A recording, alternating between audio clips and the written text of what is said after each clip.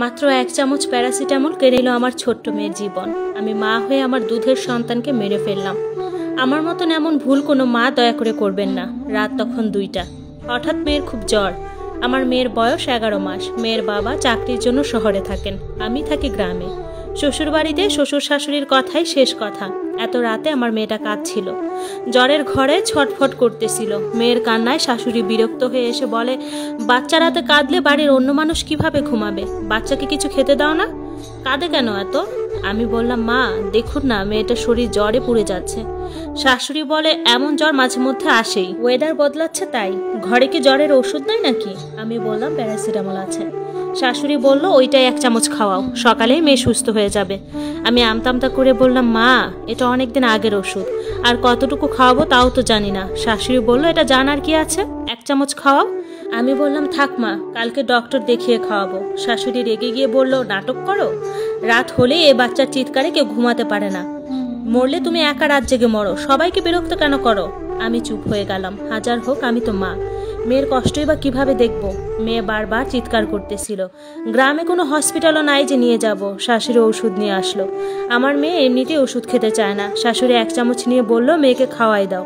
মেয়েটা খুব ছটফট করতেছিল আর খুব কাঁদতেছিল। শাশুড়ি জোর করে তার মাথাটা ধরে হা করায়, আর আমি ওষুধটা ঢেলে দেই।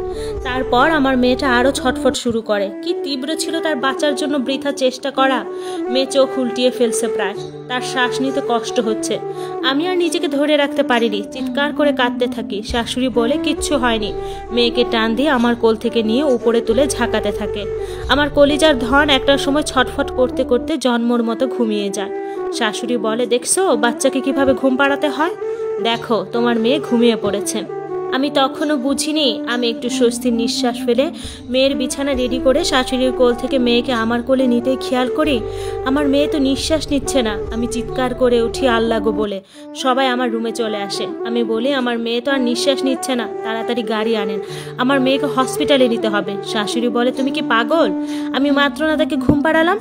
আমি তখন বললাম, আপনি তো খুবই বিরক্ত হয়েছিলেন, তাই হয়তো শেষ ঘুমে পাড়িয়ে দিয়েছেন। মেয়েকে তখনও বুকে জড়িয়ে কেঁদে কেঁদে স্বামীকে কল দিই। শ্বশুর বলে, এত রাতে কি নাটক শুরু করছো? একটু আগেও তো কান্নাকাটি করলো, এই কয়েক মিনিটে কি এমন হলো?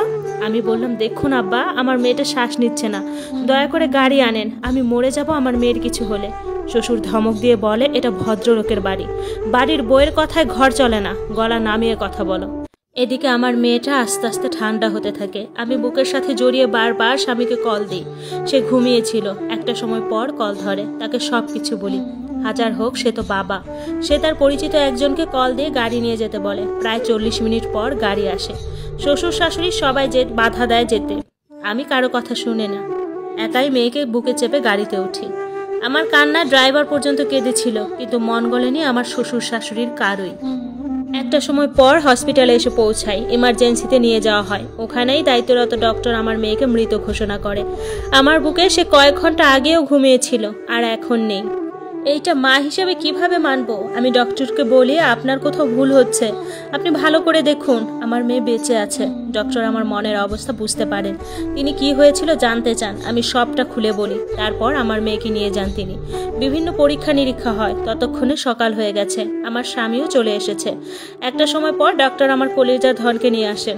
আমি তখনও আশায় বুক বেঁধেছিলাম। ডক্টর আমার মেয়েকে আমার কোলে দিয়ে বলেন, প্যারাসিটামল বাচ্চাকে কান্নারত অবস্থায় খাওয়ানোর ফলে সেটা ফুসফুসে চলে গেছে। আধা চামচের পরিবর্তে এইটুকু বাচ্চাকে 1 চামচ খাওয়াইছেন। বাচ্চা তো হসপিটালে আসার আগেই মারা গেছে। আমি আমার সন্তানের শরীরটা শক্ত করে ধরে হসপিটালের মাটিতেই লুটিয়ে পড়ি। তারপর কি হয়েছে জানি না। আমি পাগলের মতো ছিলাম বেশ কয়েকদিন। আমার মেয়েকে মাটি দেওয়া হয়।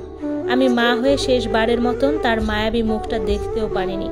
আমার বুকের মানিককে ছাড়া একটা রাতও কাটায়নি। অথচ আজ এতগুলো রাত তাকে আর দেখি না। কেউ মা বলে ডাকে না। আমার সন্তানের গন্ধ আমি আর পাই না। আমার শারীরিক অবস্থা খারাপ, তাই বাপের বাড়ি পাঠিয়ে দেওয়া হয়েছে। আমার সন্তানের সব কাপড় চোপড়, সব স্মৃতি শ্বশুর বাড়ি পড়ে আছে। আমি সারাটা জীবন কি নিয়ে বাঁচব? এই স্টোরিটা শেয়ার নেওয়া হয়েছে একজন অসহায় আপুর জীবন থেকে। আপুটার অবস্থা এখন এতটাই খারাপ তার সন্তানকে হারিয়ে। আসলে সেই মাই বুঝতে পারে যে মা সন্তান হারায়।